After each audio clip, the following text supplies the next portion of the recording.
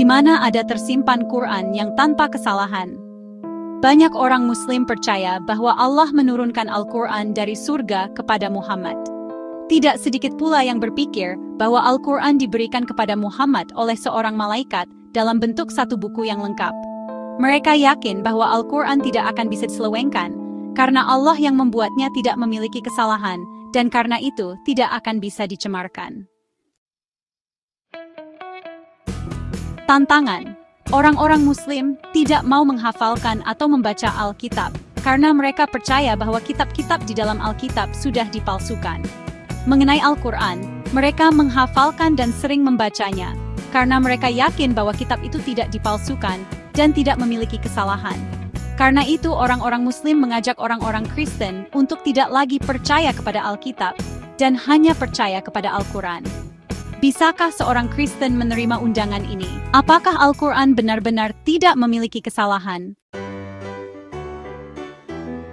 Jawaban: banyak orang Muslim percaya bahwa Allah menurunkan Al-Quran dari surga kepada Muhammad.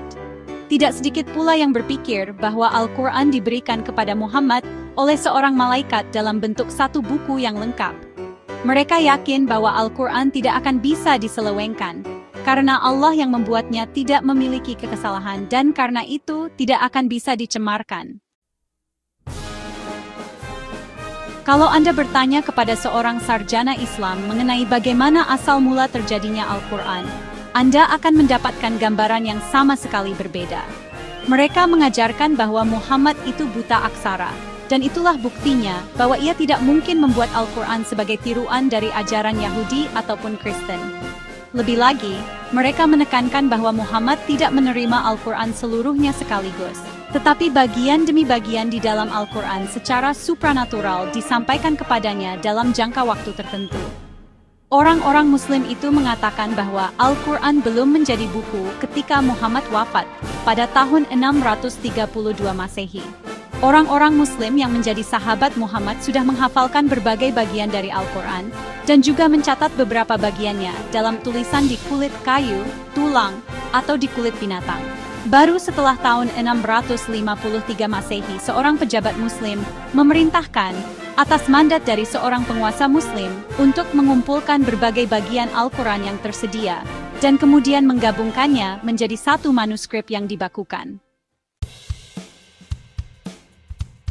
Setelah itu, Khalifah Utsman memerintahkan agar semua manuskrip Al-Quran yang lain dimusnahkan. Hanya versi resmi yang ada padanya yang diizinkan untuk tetap ada. Bahkan sampai saat ini, kaum Syiah bertengkar dengan kaum Sunni mengenai pengumpulan bagian di dalam Al-Quran ini. Mereka saling berbantahan, bahkan sampai sekarang. Karena kaum Syiah yakin bahwa Dewan Pengumpul itu dengan sengaja meninggalkan satu ayat Al-Quran yang sangat penting, yang isinya memberikan penghormatan yang sangat tinggi kepada Ali, imam kaum Syiah, melebihi semua orang Muslim dan sahabat Nabi yang lainnya.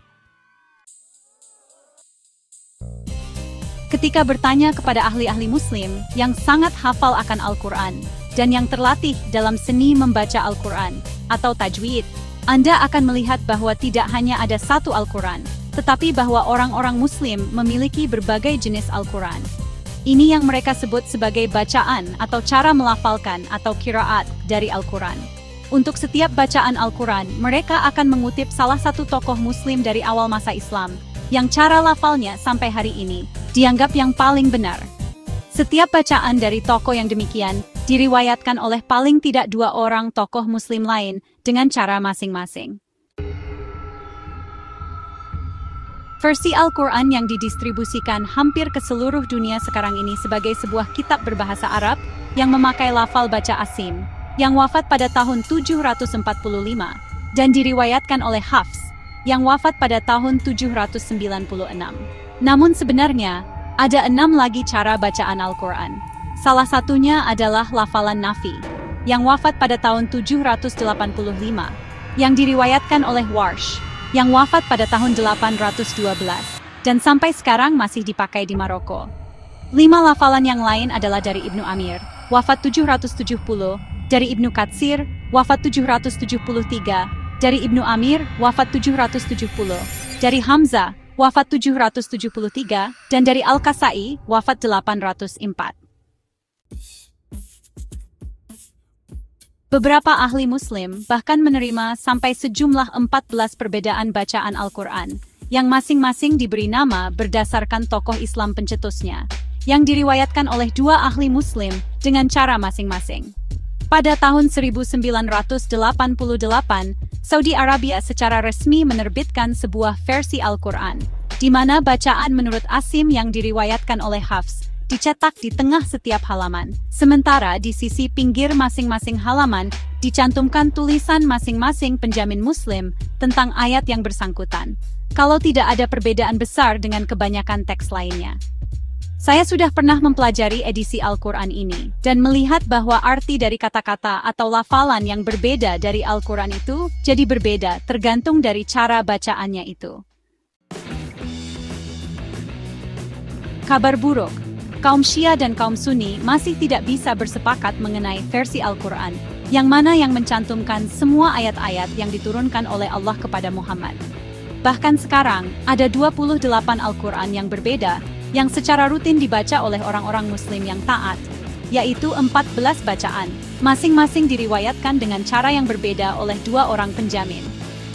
Lalu, yang mana dari antara Al-Quran ini yang dianggap tidak memiliki kesalahan? Dan kalau seorang Muslim mengatakan bahwa seluruh 28 bacaan itu tidak memiliki kesalahan, lalu apa sebenarnya yang dimaknai sebagai tidak memiliki kesalahan itu? Karena itu, saya tidak percaya bahwa Al-Quran adalah sebuah kitab yang tidak memiliki kesalahan yang dibuat oleh Allah.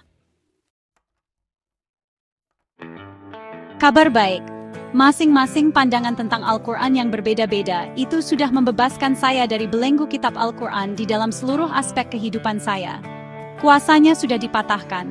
Saya tidak lagi terikat kepada Al-Quran sebagai sebuah kitab, tetapi bisa dengan bebas menyelidiki kebenaran.